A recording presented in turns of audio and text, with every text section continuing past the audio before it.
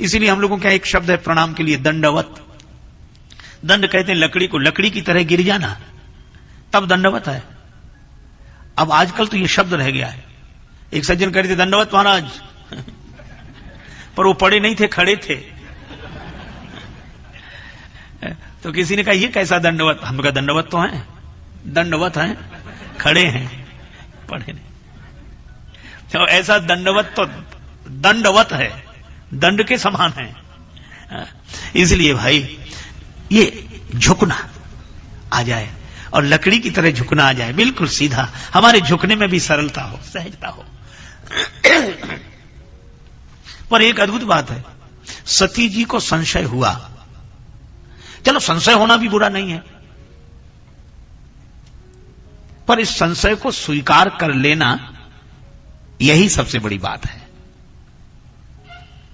एक सज्जन बोले कि सबसे बड़ा ज्ञान क्या है? सबसे बड़ा ज्ञान क्या है? वो ऐसे ही चर्चा कर रहे थे आपस में, तो हम कहने लगे कि सबसे बड़ा ज्ञान क्या है? हमने कहा अपने अज्ञान का ज्ञान। सबसे बड़ा ज्ञान यहीं से शुरुआत होती, अपने अज्ञान का ज्ञान।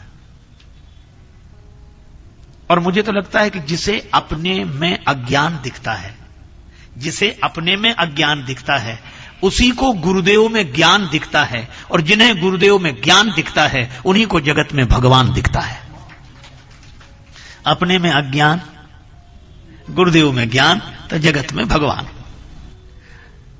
तो कहा कि अज्ञान, एक सज्जन ने और तर्क किया कि जब भीतर अज्ञान ही है तो देखेगा क्या?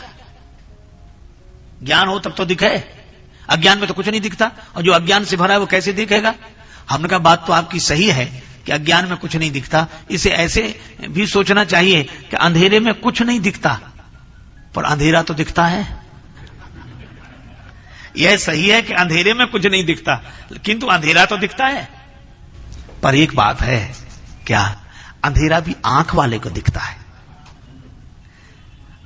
अंधेरा आंख वाले को ही दिखता है, और जिसमें आंख ही नहीं है उसे अंधेरा भी नहीं दिखेगा, और जिसे अंधेरा नहीं दिखा उसे उजाला भी नहीं दिखेगा।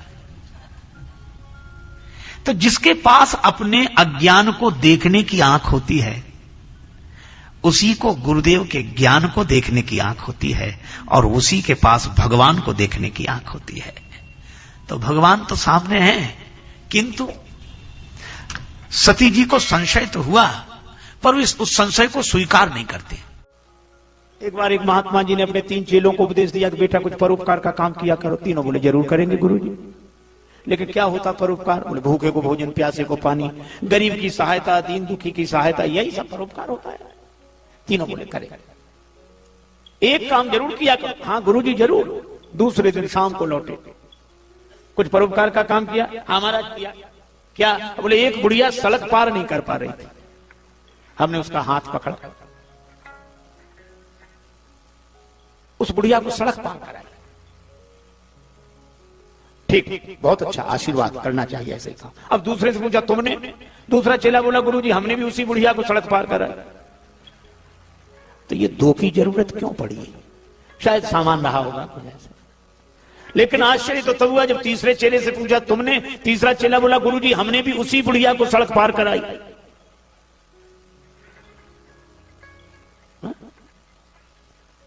अब गुरुजी के आश्चर्य का ठिकाना नहीं रहा कि 3 की जरूरत क्यों पड़ी। एक बुढ़िया को सड़क पार कराने में 3 की जरूरत क्यों पड़ी?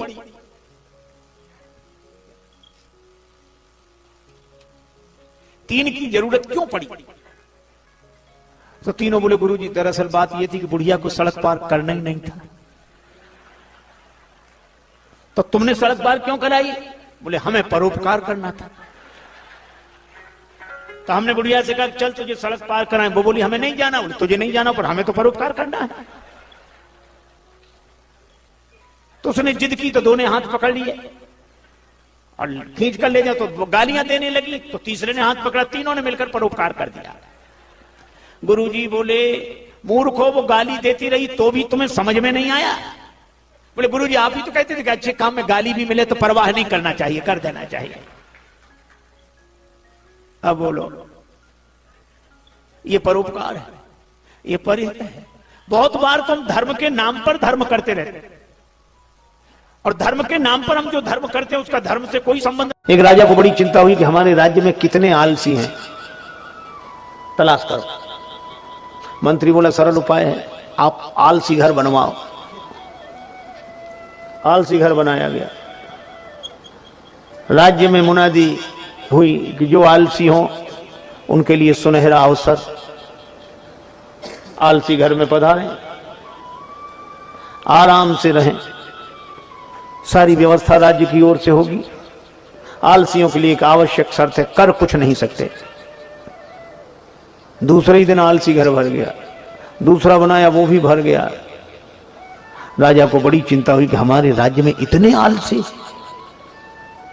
मंत्री बोला कि सरकार इतने आलसी हो ही नहीं सकते, तो असली आलसी कैसे मिले? कहा घास फूस के झोपड़े हैं, आलसी घर लगा दो आग। अब आलसी घर में आग लगे, अब आग लगे तो कौन रुके? आग लगी सब भागे, लेकिन आश्चर्य दो फिर भी पड़े रहे। एक आलसी दूसरे से कह रहा था कि अब तो झोपड़े में ही आग लग गई, उठकर चिलम जला ले।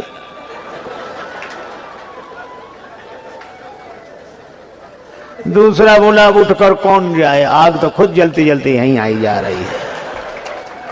मंत्री ने कहा कि महाराज यही दो हैं, बाकी नहीं है। तो क्या हुआ, किसी का विवाह हुआ, नववधु घर में आई, गांव की घटना है। तो बहू के ढंग से कोई घर का कामकाज नहीं करती, पढ़ी लिखी और बहुत अभिमानी स्वभाव की थी। बेचारी सास सोचे कि घर का काम नहीं होगा तो क्लेश होगा, तो बेटे को दुखी नहीं देखना, तो खुद ही काम करती है सब। एक दिन बेटे को लगा कि ये बैठी रहती है, तो बेटे ने सोचा कि मैं मां के हाथ से झाड़ू लेकर झाड़ू लगाऊंगा, तो इसे शर्म लगेगी। पति ने उसके हाथ से झाड़ू, नहीं तुम मत लगाओ, मैं लगाऊं। बोले नहीं, मां बोली मैं लगाऊंगा। और बेटा कहेगा नहीं माता जी अच्छा नहीं, मैं लगाऊंगा। और दोनों झगड़ने लगे। सोचा कि शायद इसे शर्म लगे, तो बहू बैठी बैठी बोली काहे को झगड़ा करते हो, मेरे तो सिर में दर्द होने लगा। क्यों झगड़ते हो, एक दिन तुम लगा लिया करो, एक दिन ये लगा लिया करेंगे।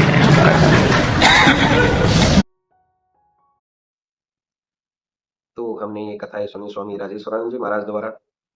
बहुत ही सुंदर तरीके से इन कथाओं का वर्णन उन्होंने किया है। उम्मीद है आपको ये कथाएं बहुत पसंद आई होंगी। अगर आपको ये कथाएं पसंद आई हैं तो चैनल को सब्सक्राइब कीजिए, वीडियो को लाइक और शेयर कीजिए, ताकि इस तरह की प्रेरक और हास्य कथाएं हम आपके लिए लेकर आते रहें। आपका बहुत बहुत धन्यवाद।